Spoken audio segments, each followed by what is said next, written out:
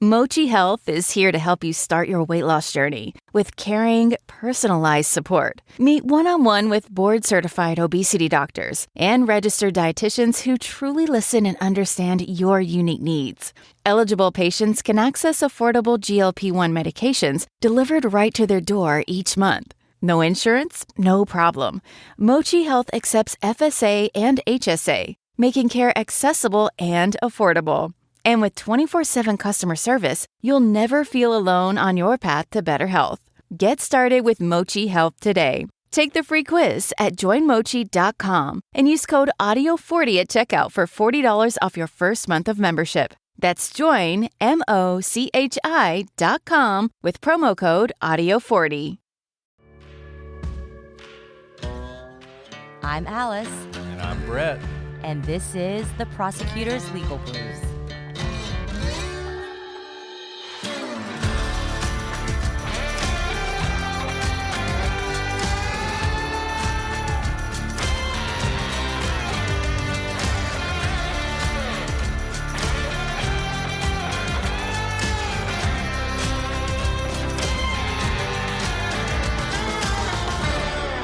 Welcome back to the Prosecutor's Legal Briefs. I'm your host, Alice, and I'm joined not by my co-host, Brett, but some of the most esteemed guests you could possibly want. Kevin and Anya from the Murder Sheet, and also Jayson, Blair from the Silver Linings Handbook, not filling in, please. They are the main event tonight, while Brett is on the ski slopes.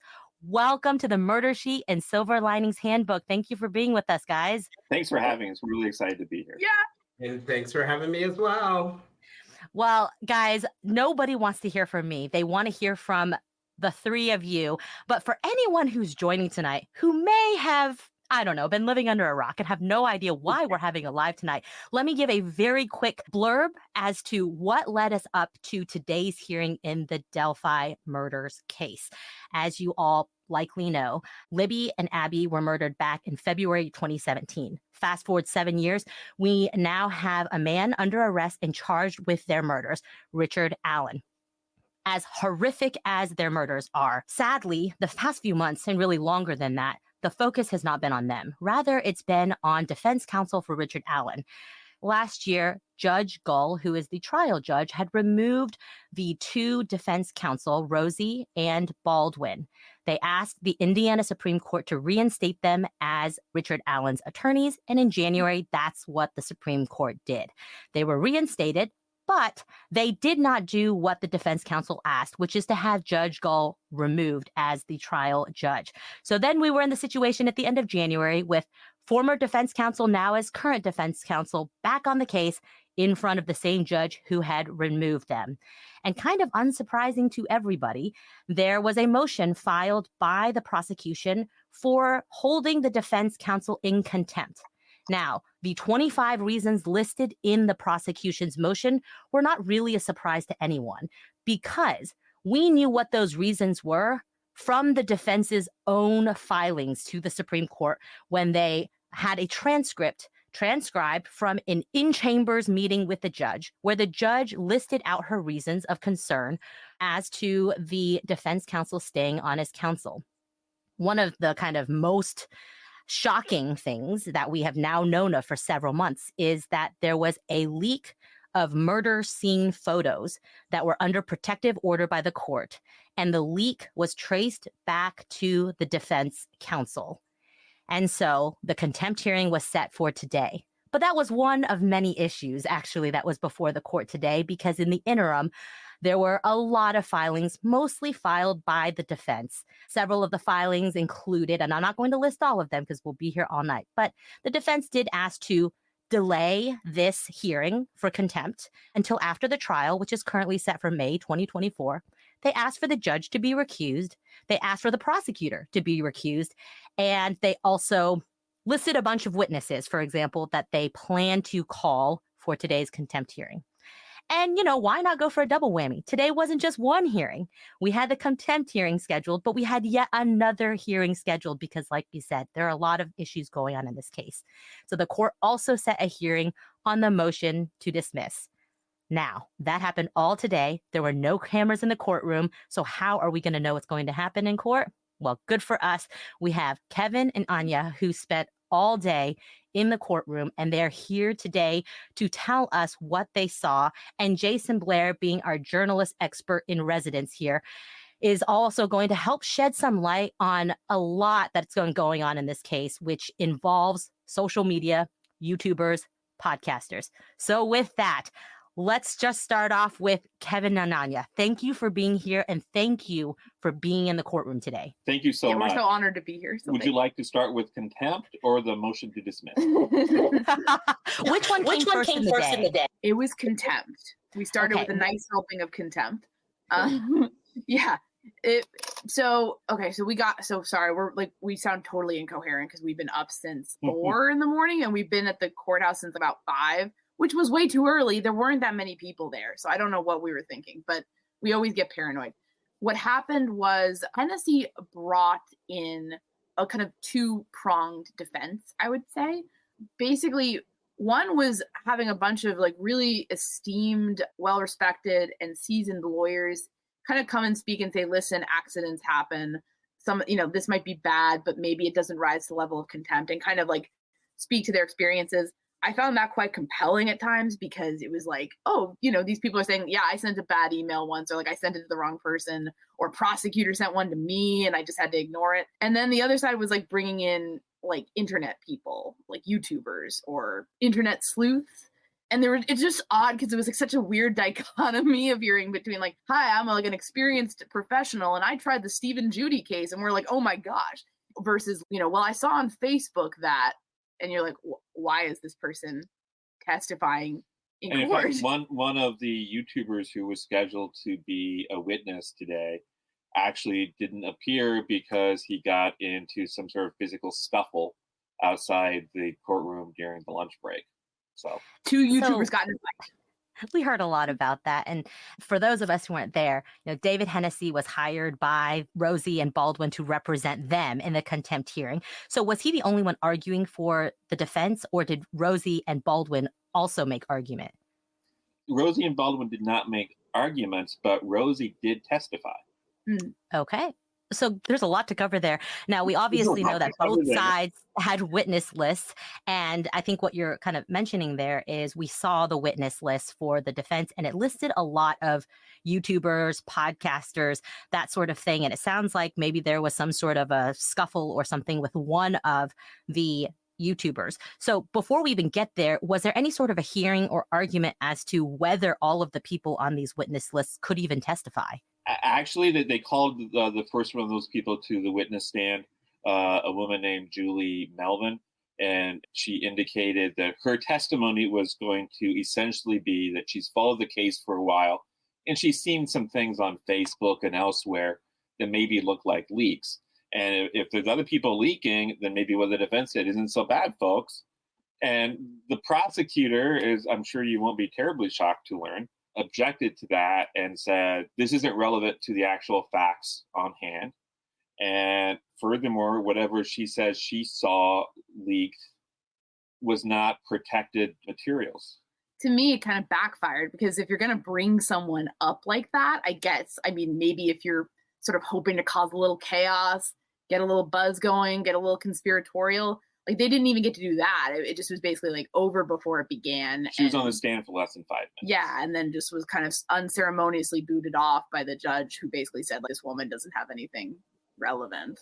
Oh, interesting. So she was allowed to testify, and McClellan, the prosecutor, objected to relevance, and the judge ruled and said it wasn't relevant, and therefore asked her to come off the stand. Exactly. Is that correct? That's right. Oh, interesting. I think that's interesting because typically, as Kevin, you probably know, these relevance determinations are done before someone is called to the stand. But, this judge has been criticized by the Indiana Supreme Court and many people who are watching this on media for not making a record. So that's certainly one way to make a record, is to have the relevance fight with the witness actually on the stand. I would say it's unusual. And the reason it's unusual, as you guys, I'm sure, know from covering this, is it's a waste of time for the court, for the witness who may have had to travel and then get on the stand, and for everyone sitting in the courtroom, because that was 10 to 15 minutes that didn't have to be used, right? Yeah, Exactly. Yeah, huge waste of time. There's a second social media witness who was very similar. got on the stand and started talking, and they said, what you have to say isn't relevant. So there were 2 social media people brought to the stand, and both of them were dismissed pretty quickly. He got in a little bit more. He was talking about some of the other YouTubers who may have been corresponding with McClelland. So he hung on a little bit longer, but then sort of same thing happened, sort of ran out of relevancy, and then the judge kicked him off. Now, and Jayson, please feel free to weigh in on this. I know some people who may not be understanding these relevancy objections may be saying, it's not fair if McClelland, the prosecutor, is having these sidebar conversations about gag order or protected material. We should know this. It's relevant to the contempt hearing.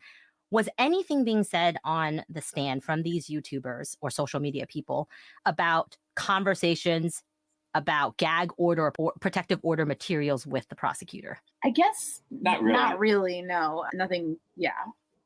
There's this one YouTuber in particular who has claimed to have used the prosecutor as a source, but he never really offered any evidence of that. And he has a history of making inflated claims.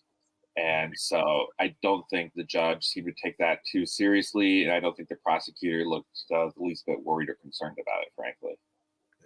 And one of the things that I've been curious about, and Alice, you may have the answer to this question, is like, what relevance is there to what the prosecutor did to whether these guys are being held in contempt? Is it like, no, he did bad things too? Or, why is it relevant whether they are communicating with creators? Because from what I've seen, right, I've seen emails that are supposedly from the prosecutor in the case to creators, and they're like, thanks for the information.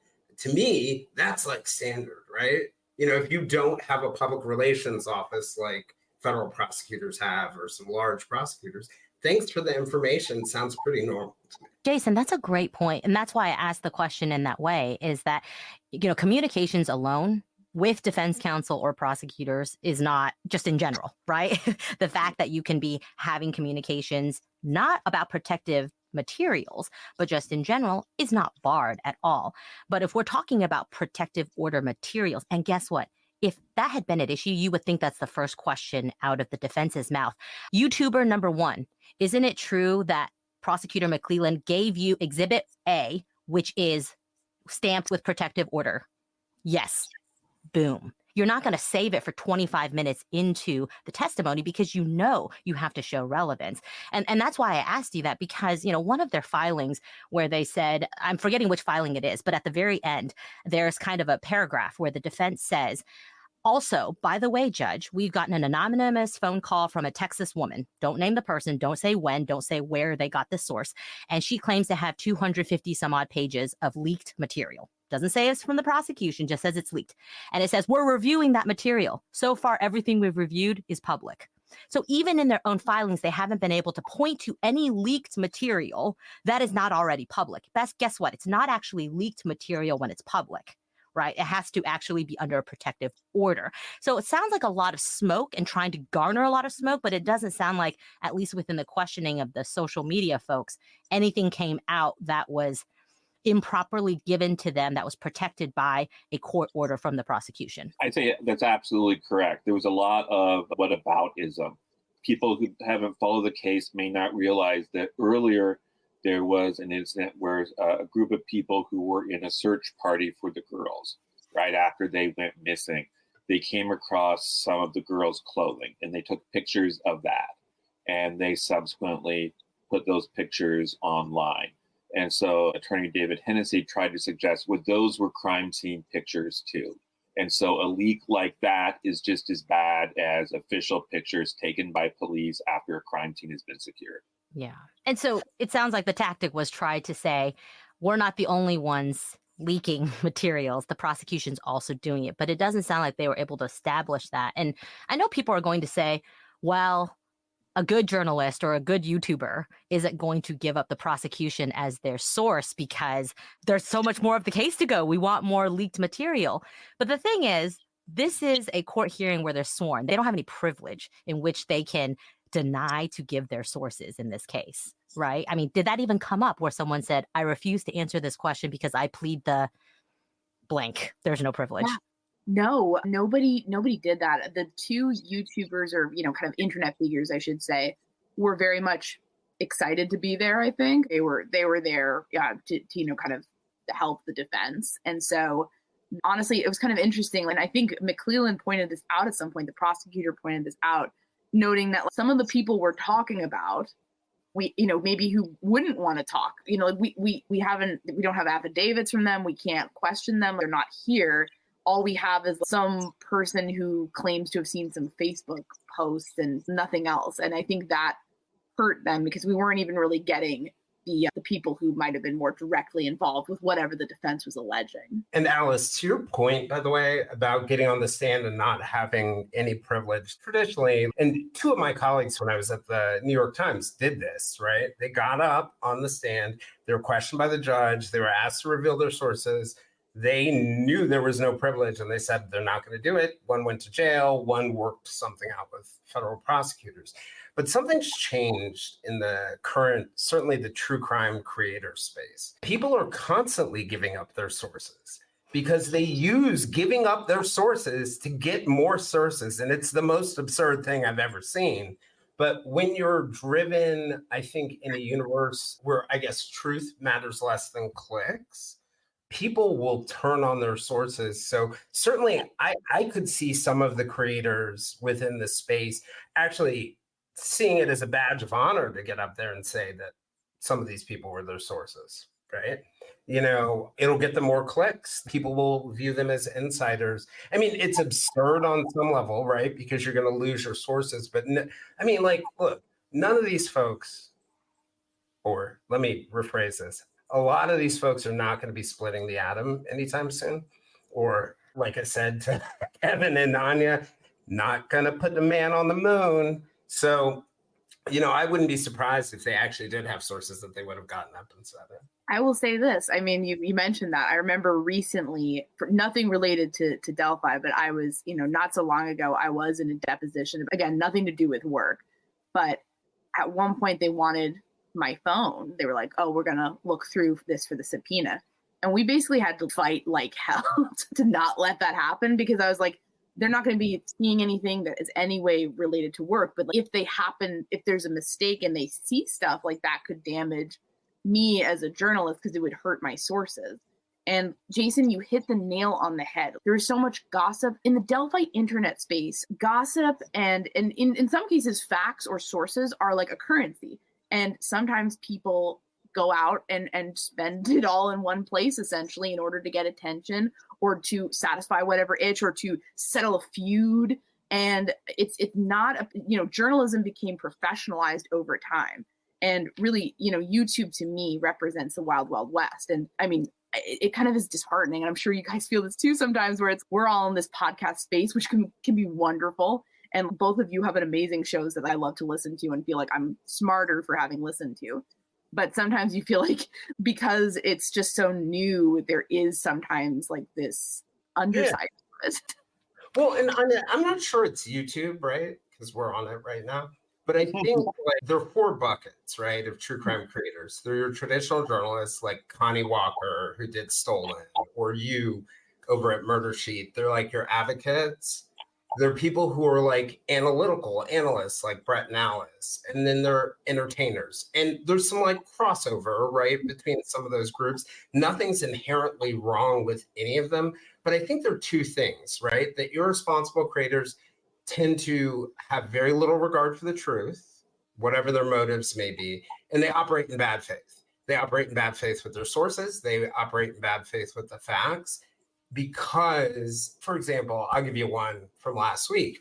One creator who I know, and I know is not insane, started promoting, well, possibly. But anyway, they started promoting a rumor that all the defense attorneys and a bunch of creators were going to get arrested today. And literally, they were saying, yes, I'm not even kidding. They were literally saying that they were going to get arrested today. And I'm sure it got them plenty of clicks and lots of attention, but I know this person does not believe it. They did not believe what they said. So, we're in an environment where, and I think Alice would probably agree with this, there's less and less in the media or the creator space that you can really trust, that you can take home, that it's accurate. It was hard enough in the good old days because, when I was at the Times or the Washington Post, we got stuff wrong all the time, but we tried to operate in good faith. And that's absolutely right here. We'll keep moving on because we're like, I don't know, maybe 10 minutes into the hearing that lasted all day today. And I know these people are not going to go to sleep until they hear what happened. And you guys need to go to sleep. But that's the problem here is we are seeing the convergence in a terribly ugly way in this particular case, where the worst of true crime social media world, where we can have entertainment, we do things for clicks, has now converged with real life court. And it is not being checked at the courthouse doors, as we see in a lot of other cases. Oftentimes there can be insanity happening on TV, but what's actually happening behind the courthouse doors abides by the model rules of ethics, the rules of evidence. And in this case, it seems that we've kind of skirted all that. So did the defense call the rest of their list, and how did the witnesses go from there? So they did not call the rest of their list. There were only those 2 social media ones. So they had a couple that they left on the table. Let me ask this, because I'm sure people will say they were prevented from calling their list. Were they prevented? Did the judge say no more people on your list, or did they choose to forego the rest of the people on their list? It seemed like they chose to forego them because there was no discussion. They did call 3 veteran attorneys, I think you mentioned. 3 veteran attorneys who, did a good job, seemed very credible, and kind of just spoke to their experiences, essentially. As to what rose to the level of contempt in their legal experience. Is that right? And of course, they called Brad Rosie to the stand. And what's interesting about that is most of the questionable acts under discussion seem to revolve around attorney Andrew Baldwin and not Brad Rosie. And they don't call Andrew Baldwin to the stand. They call Brad Rosie to the stand. So how did that go? It was kind of awkward. I don't know. I mean, personally, there seemed to be a little bit of tension between David Hennessy and Brad Rosie. I don't know what that was about. There were also a lot of auditory issues, like Hennessy not hearing people not hearing Hennessy. In fairness to Hennessy, the acoustics in the courthouse were weird. I mean, it wasn't good. And so basically, Brad Rosie was saying, I didn't really have anything to do with this. If Mitch Westerman walked in here right now, I wouldn't know who he is. So he's basically sort of, I disavow everything. I kind of am just caught up in this. And I also thought it was interesting because David Hennessy tried to make the point that, so Andrew Baldwin at one point accidentally, by his own account, sends an email with discovery materials to a party outside of the case. And Hennessy tried to argue, this isn't a big deal. You shouldn't feel like you have to immediately go to the judge because of this. Happens every day. Who hasn't accidentally sent an email? And then when Rosie testifies, he said, well, I didn't know about this incident for a couple of months after it happened. But when I found out about it, I immediately went to the judge. I mean, that's really interesting. There's several strategic reasons to have Rosie testify rather than Baldwin, because you hit the nail on the head. Baldwin is the center of certainly the email that was errantly sent where he did not notify the court. And just by the way, it didn't end there, right? The email wasn't deleted. We know that the materials ended up on YouTube and was then disseminated to other social media creators. So there was absolutely harm done in that case. And second, of course, the leaked crime scene photos are also led back to Baldwin's office. So I understand him not testifying because, dude, you'd have to plead the fifth a whole lot because there's a lot of stuff there, which is when your own attorney, David Hennessy, in a previous filing before the attorneys were removed the first time, said, yeah, this is probably contempt. You're kind of in a pickle when you're now in a contempt hearing based on the exact same facts that your attorney said back in the day. This is contempt, but please don't take us off the case. So to have Rosie on the stand is interesting, especially because the recent filings by Hennessy on behalf of Rosie and Baldwin put the royal we in there. Like, we, Baldwin and Rosie, did X, Y, and Z, but it's not to the level of contempt. So do you think that in some ways Rosie was supposed to take the fall for both of them, but then by taking the stand, showing how he himself has no real tie to these missteps, that it could then be imparted onto Baldwin, that somehow, because Rosie didn't know, that means Baldwin shouldn't be to blame either? Yeah, it's a really good question. I don't know what the strategic thinking was. I almost was maybe they were trying to throw it out there, you can't blame this guy. It's not his office. He doesn't know these people. I mean, he didn't even do the email thing. Kind of just putting out one of these guys doesn't look so bad in all of this. And, maybe hoping that then people just kind of, I don't know, see, he's standing by Baldwin, so how bad can it be? Well, of course, I'm reminded that there was a meeting in chambers before the attorneys were pressured to withdraw from the case, where Brad Rosie put it out there. Well, maybe why don't you force Baldwin off and leave me on? So maybe there's a little bit of maybe focus more on him than on me. Another thing that Rosie said that I thought was interesting, another one of the issues under discussion, is that there was some sort of a meeting in the judge's chambers to discuss a gag order, whether or not they need a gag order in the case. And Rosie and Baldwin said, no, we don't need a gag order. We have absolutely no interest in trying this case in the media. And then they go out and they issue a press release about how Richard Allen is obviously innocent, arguing for that. Rosie said today that his purpose in sending out that press release was not to try the case in the media. He just wanted to make Rick Allen feel supported. Yeah. Well, I mean, you know, lawyers are masters at reframing. So, that's one reframing. Here's another question that maybe you guys get a feel for from being in the courtroom. Rosie taking the stand, I think, says a lot about his own culpability in the allegations at issue in the contempt hearing, which is to say that it seems like he has much less culpability. Contempt is a huge thing for an attorney to face. There is always the option to split defenses, right? For Rosie to be on his own, facing the contempt hearing, having an attorney for himself saying, I didn't know about any of these things. The things that you've listed that are very serious, I had no part in. Contempt should not be something against me whatsoever. And Baldwin, basically having to have Baldwin go down his own path. Did you see any sort of a split within the veneer of their jointness in, you know, I know you said Hennessy may have had some tension with Rosie, but they've clearly made the decision to go about this together. Maybe, you know, it's harder to break two chopsticks than it is to break one, as the old Chinese idiom goes. But did you see anything like that or any indication as to why Rosie was sticking together with Baldwin? It's a great question. And to be clear, maybe some of the tension was just the auditory thing, of like people becoming frustrated with that. I feel like we've really seen them sticking together quite a lot, like being quite very much a team in this together, when you might expect Rosie to throw Baldwin under the bus. Because I think if you've ever been in a group project with someone who's just, not like just a disaster, you might have that inclination to be like, well, I deserve an A, like this person deserves an F. We've not really seen anything like that. And I think your point is really a great one. Like if you split them up, Rosie can possibly skate while Baldwin ends up facing the more serious consequences. So the fact that they didn't do that tells me that they're very much in sync and sticking together. Was Rosie asked about the leaked photos? What did he have to say about it? So one of the things that was said when the prosecutor's witnesses was one of the investigators, and we can talk about that more in a moment. But this investigator indicated that as soon as I heard a description of the pictures, I knew it had to ultimately come from the defense, because these were pictures that were specially prepared for use in defense depositions. And Brad Rosie on the stand said he had never actually looked at the leaked pictures until his lunch break today.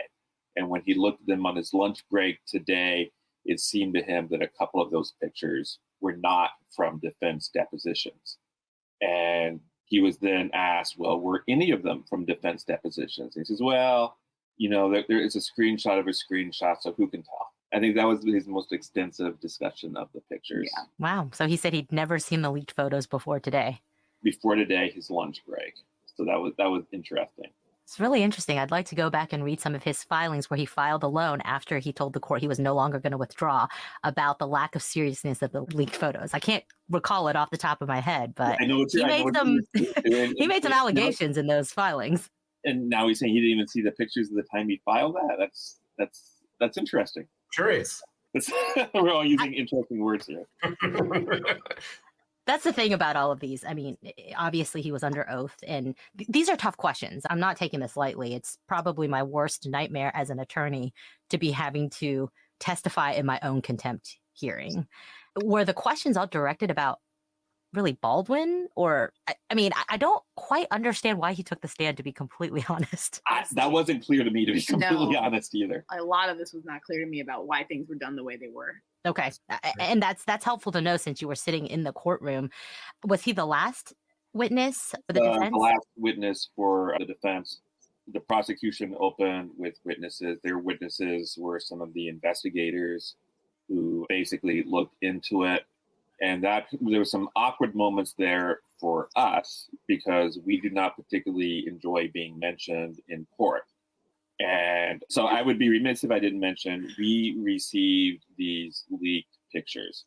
And then with the permission of the person who sent them to us, we immediately notified the state. We also notified the defense. The defense didn't ask us a lot of questions about them. The state was very interested in them.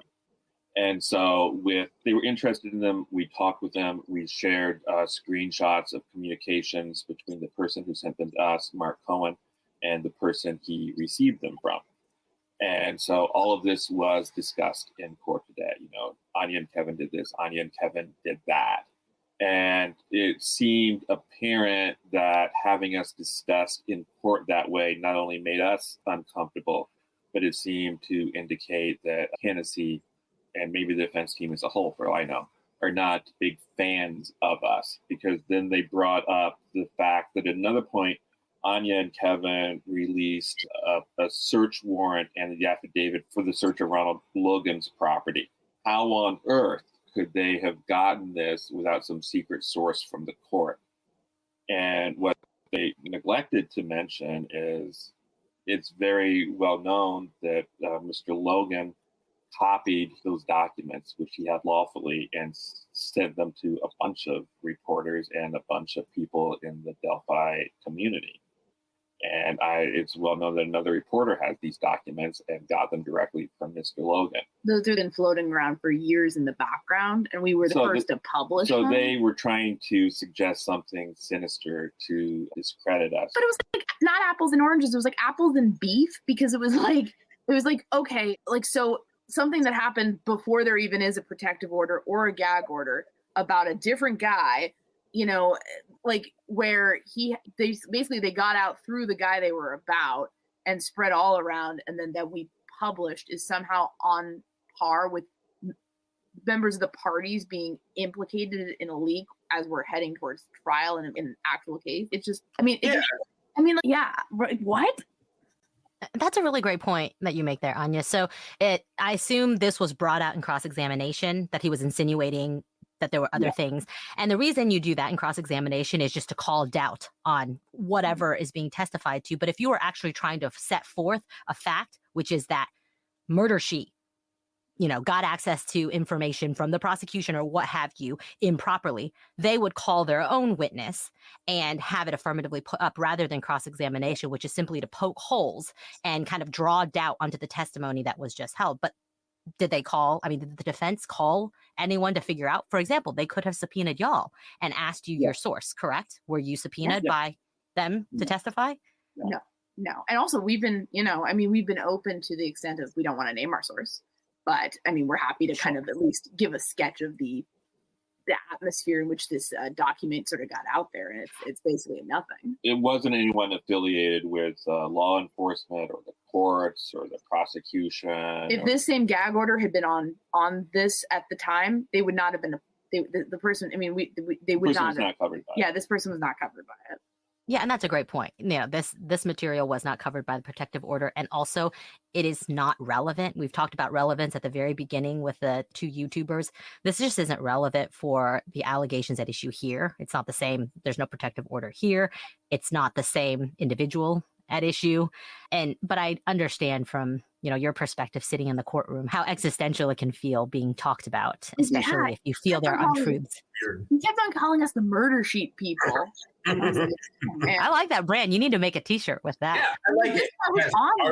Are there murder sheet t-shirts yet? Should we? Yeah. Okay. All right. Jayson just volunteered to make murder sheet people shirts. Yep. I know the people. I did have a question about that. The initial prosecution witnesses thinking about it from the media creator space. Was there any indication or any questions or indications that give you any insight into whether the leak was believed to be intentional by the defense or that it was accidental? They danced around that a lot. There was a lot of dancing. Around that. It was at one point they asked one of the investigators, well, you could never prove that one person who was a part of the leak was connected directly to Baldwin. And the response was like, yeah, I was never able to prove that. So it like sort of indicated to me that they like looked into that possibility that this was purposeful, and we're not able to find enough evidence to prove that. And then there were other little things, like a side issue that came out of all of this was that during the investigation, police were able to access the iCloud account of Mitch Westerman. This is the person who took the photos of the crime scene pictures that were supposedly on Andrew Baldwin's desk. They accessed his iCloud account, and in it are a lot of screenshots of communications between him and someone named Andy, obviously Andrew Baldwin. And the defense was trying to suggest it was improper for the prosecutor to look at this material because wasn't this work product? And the prosecutor says, well, if it's work product, are you acknowledging that Mitch Westerman was your employee and your agent? And if that's the case, what does that suggest about the original leak? And Hennessy said, oh, just because you say something in cross-examination, it doesn't count.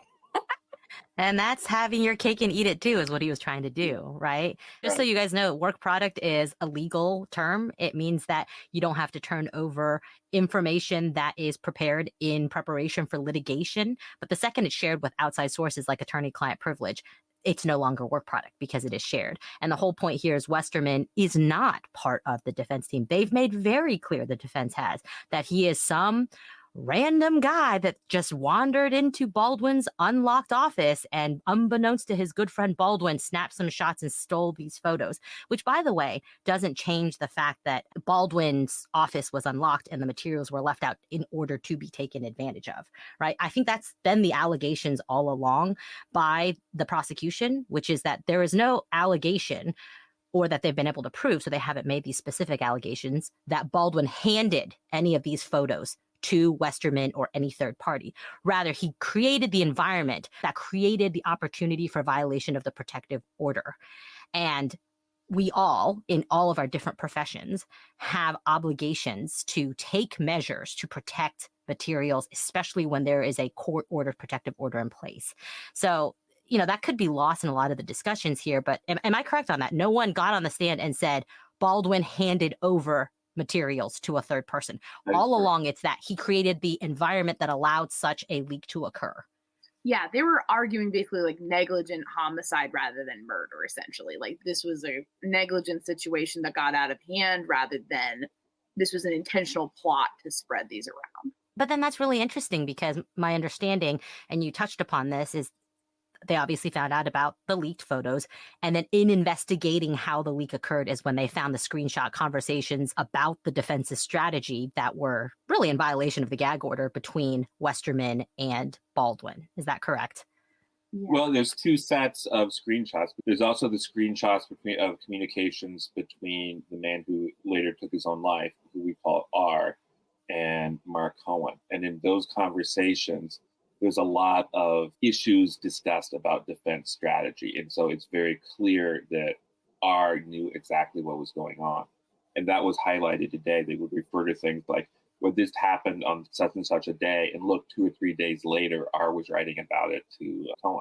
Oh, they just got the girl's cell phone records and here's what it means. Or, oh, Andy's going to run up to Fort Wayne and file this.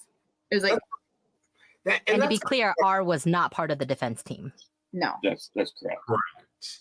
And that's kind of what, from my perspective, I was curious about whether law enforcement would push that point of intentionality, because there are clearly things that there is no document for them, that they were at least clearly in their text messages or their different messages, they were suggesting they were getting real-time information.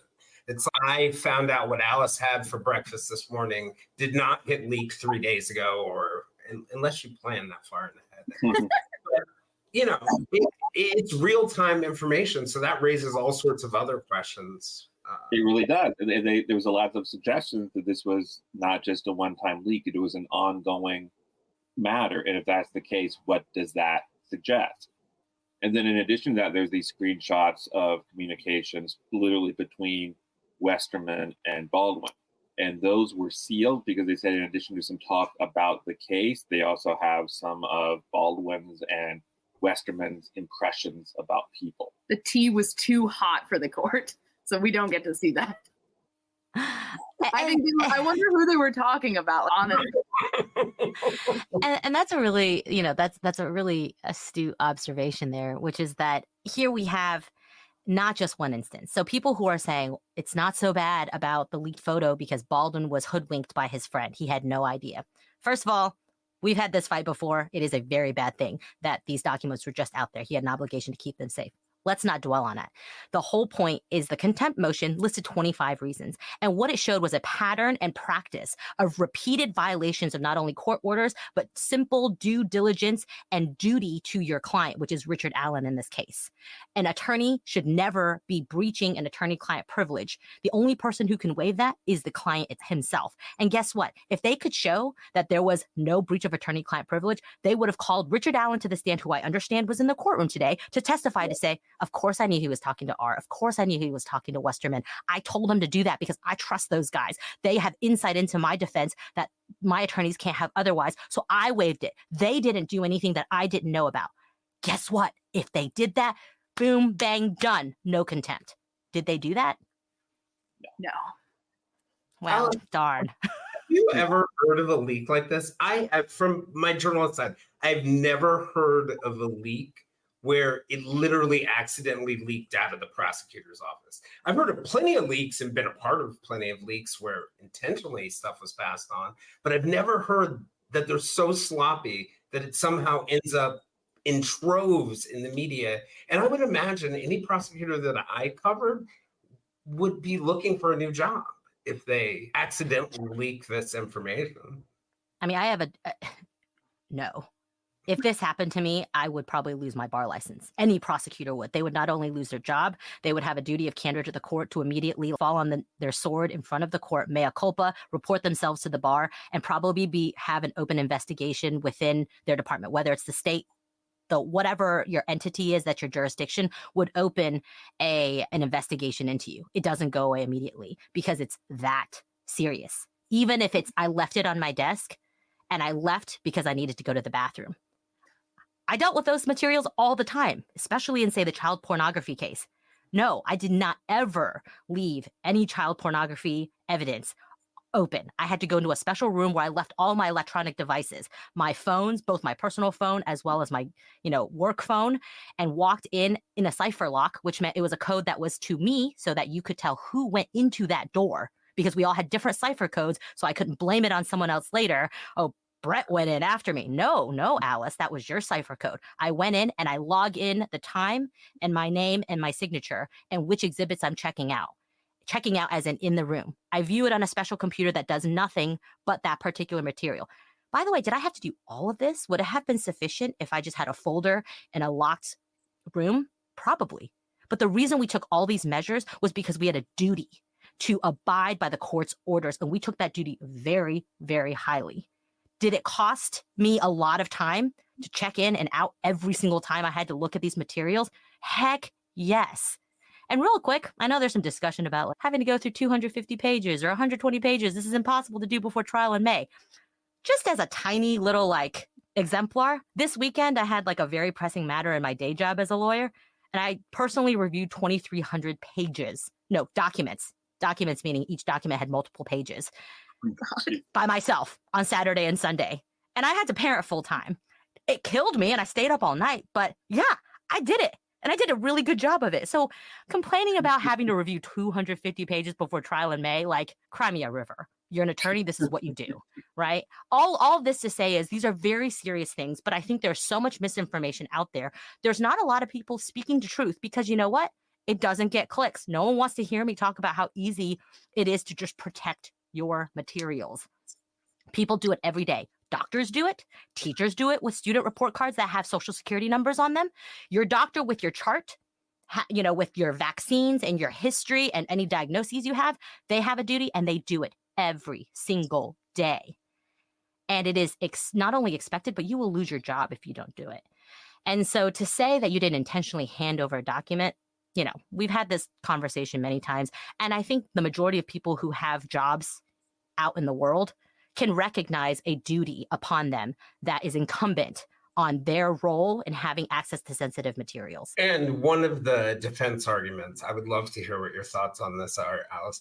One of the defense arguments has been, hey, we're not like prosecutors' offices in the state and they've got these huge budgets, but I kind of figure my therapist keeps my information confidential. I mean, my pet sitter keeps my information confidential. Yes. But that said, I mean, there are other ways. You don't need a skiff, right? With a cipher lock, but there are other ways to keep stuff away from people. We keep it away from our kids every day. And again, it's not just this one instance of a leak. I could imagine if it just was this one picture. I had a terrible day. I was throwing up. My friend was bringing me Theraflu, and he walked in and took pictures of my materials. I was throwing up so much I didn't have time to lock my door. No, we have real-time screenshots of conversations where this is the pattern in practice. And I think that's important to note here. Not a one-time event. This is what led to one of the most egregious leaks in any case I've ever heard of. And it didn't happen out of nowhere. It happened because of this pattern and practice of over a year of being incredibly loose with that divide of attorney-client privilege. And you know who's suffering here? Richard Allen. Richard Allen is the one who suffers day in and day out. I know that we have not even mentioned Libby and Abby's names here, who are the real victims, but Richard Allen deserves a constitutional trial and competent defense. And the reason this matters and that this hearing is not some ancillary matter, as the defense has claimed in their filing, that should be held after trial, is because it goes to the very core of whether Richard Allen is going to get a fair trial. And they know this. The defense knows this. Absolutely. So I just don't want anyone to, lose sight of what's at stake here. I care about Richard Allen's constitutional rights. We've always told you the prosecution cares very much about that because you want to protect your conviction. And this has turned into such a circus that we're really losing sight of the girls who are the real victims, as well as Richard Allen, who is facing very serious charges. Let's talk real quick. Everywhere in the news, you hear all these news things. Oh my goodness, the kidnapping charges have been tossed out by the judge. What really happened, Kevin and Anya? It was actually really breezily gone over at the very beginning, where McClellan said something about, I don't quite remember what the phrasing was, but it had to do with statute of limitations. And was like, we're bouncing, basically we're like knocking these off. And then the defense was like, yep, that's fine with us. And that was it. It wasn't really a lot of fuss. It was sort of a blink and you miss it moment, even though it certainly, seems like a big deal from the media perspective. I can understand that, drop charges. That sounds great. Was it the dismissal brought by the prosecution? Yeah. Yes. Yeah. They were like, we're not going to go for this. Yeah. And that happens all the time, right? Like, so when you first charge a case, you can bring lesser charges because you are still investigating your cases. And the thing is, if they're going to bring murder charges against Richard Allen, at some point he had the girls under his custody and control that probably met the definition of kidnapping. So it's not that they don't have the facts to prove kidnapping. It's that you don't need it for a murder trial, right? And kidnapping is the felony in their sort of felony murder charge that still is. But now it's murder. So like they went from, it's almost like they went from kidnapping to murder, if that makes sense. Because initially Indiana we don't call it felony murder, but like the murder statute. Yeah, kidnapping that led to a murder as opposed to, okay, we now believe this person murdered this person. Right. Exactly. So they're kind of, it's a progression, I think. Before we leave the contempt, I should say that the way it concluded was that Hennessy says, I want to write a memo about all of this for you to consider. So he has a week to write that memo, and then the prosecution has a week to respond to it, and then the judge will issue a ruling within 30 days after and that. Then it'll be time for the trial. And thank you for putting that out. So there was no ruling by the court today, but rather a briefing schedule set by the court. Is that correct? Is that right? And I know we've talked about this, but kind of recapping the contempt hearing, in terms of Hennessy asking to be able to write a memo, what were the major facts that came out today that we didn't previously know from the many filings? I'm not sure I can think of one. Can you? There was some from the prosecution side, some of the details of the investigation. I don't think that's out there before, about how they tried to get into Mitch Westerman's phone and they couldn't, some things like that.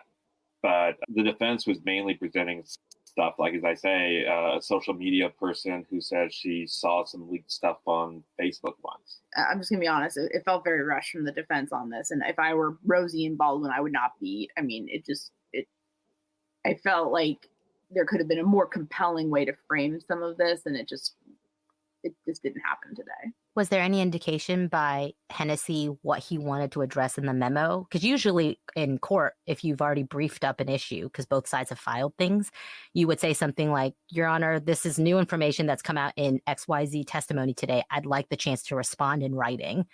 So did he say anything like that or give any indication of what he wanted to respond to in a memo? He did. He just said there's some issues I'd like to discuss further in a memo. Can you give me a little bit of time? And she said, how about a week? So overall, how long was the contempt hearing? The contempt hearing started at 9. It ran until noon, and then there was a lunch break, and then it reconvened at 1 and ran until, I think, about 3:30, and that's when the motion to dismiss hearing was. And that was 2 hours until 5:30. Okay, so we've gone almost an hour. I don't want to keep you too long, but I know people want to hear more about the contempt hearing. Is there anything else that, you observed throughout the, 5-6 hours of contempt hearing that, you can tell us about? I would say that I don't know. It seemed like I felt Hennessy seemed to be kind of all over the place. And I just felt like, again, maybe some more cohesion to what he was doing. And then honestly, just kind of like when he's lobbing stuff about us that we know for a fact is not really relevant to this, it kind of like it's like underscoring that maybe sometimes things are said to, score points or because it sounds like it's part of a narrative rather than because it's like super relevant here. And I question doing things like that because I feel like your credibility and your reputation are important in this, and when it's like being squandered on let's hear what some Facebook lurker thinks, or like I feel like I don't know, just kind of baffling. The whole thing was just like odd. It was there were a few occasions where he would mumble something that we couldn't hear but the judge could hear, and it would make her angry. She'd say, that's very inappropriate, Mr. Hennessy, or things like that. Yeah, and he was getting people's names wrong left and right. I mean, it was just, I don't know,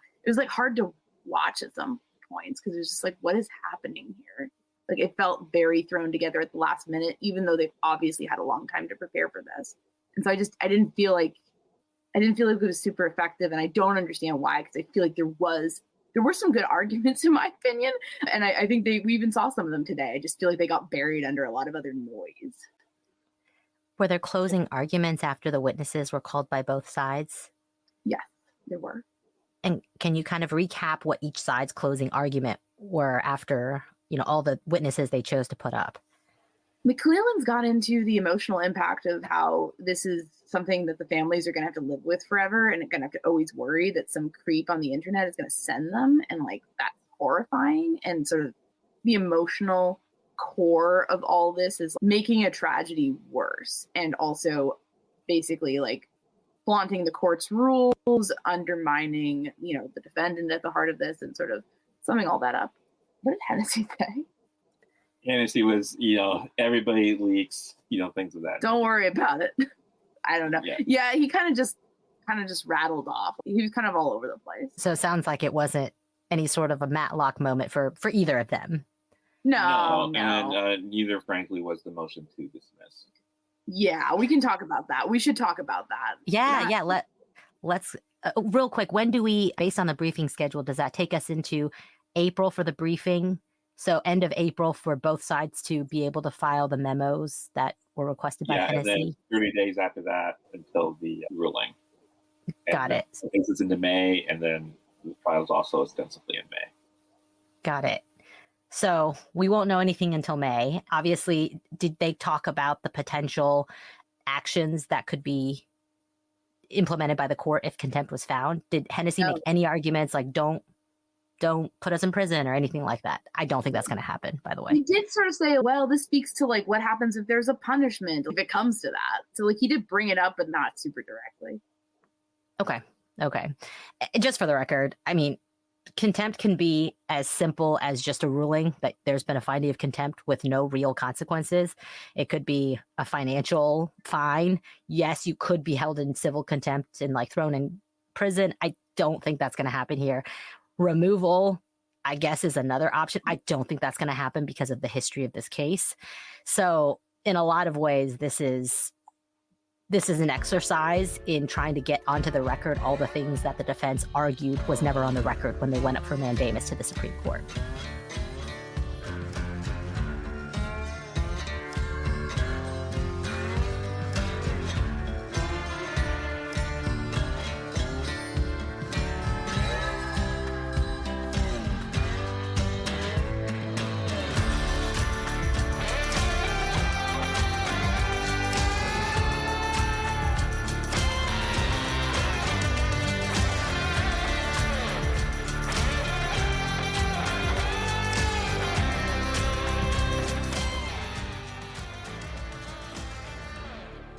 You're gonna be so happy that we did that. What? Oh, no, trip. I am excited. I told you I'm excited. It's objectively crazy, but I'm very excited. Yeah, well, I'm excited. I know you are. It's wonderful. There you go, You know what we should do? We What should should get we- like, they're not going to understand it because they're all too young, but we should like walk in with a boombox blasting it. And they'll be No, they like, wouldn't we get don't that at all. understand this. You'll be like, look, every rapper in the 90s did this. I've heard boomboxes are coming back.